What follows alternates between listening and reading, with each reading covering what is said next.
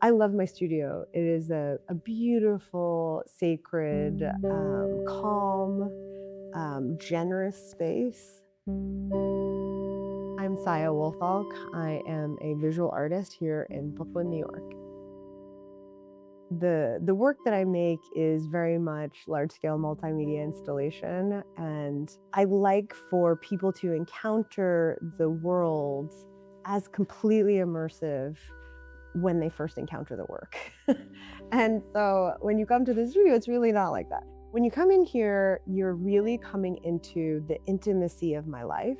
To me, this is a kind of extension of my home space where I get to create these completely speculative worlds and immerse my imagination in them first, kind of test them out before I share them with other people. I've been building a world for about, I guess, since 2004. For me, there is no real beginning, middle, or end of a project. It's just one continuous sequence of a thought experiment. And each project kind of becomes itself and it closes itself out, but then it begets the next set of questions and possibilities and explorations that I want to engage in with the next series of works.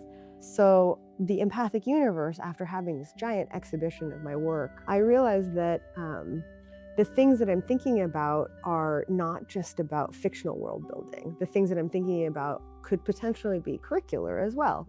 And so for a project that I'm working on right now, I've been developing what I call the Woodswoman, and I'm working with local artists to develop a kind of multicultural, ecological, feminist curricular system that I can use to work with students to create artworks. I'm thinking about water and time hundreds of millions of years ago, and that's all being built into the curriculum, which will then beget artworks that are community produced that I then am inspired by to make the work that I make.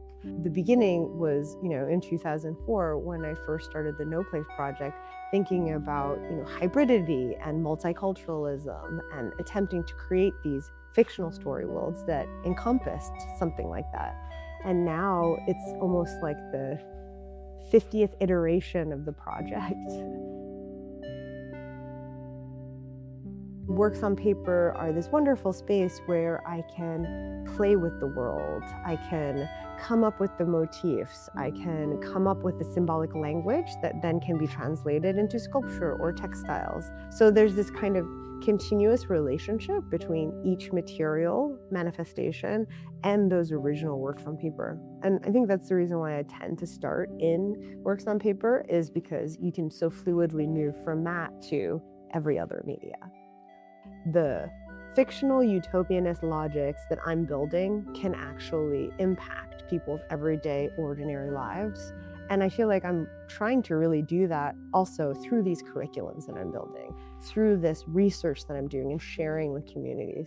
I want people to actually have transformative experiences and a slightly altered relationship to the places where they are. I think that's one of the wonderful things about art, is that they are affect distribution machines, and they can allow you to experience things that you've never experienced before, just by coming in contact with a random fragment of paper that a human being has been just like scratching over for a while. So I feel very lucky to be a contemporary artist.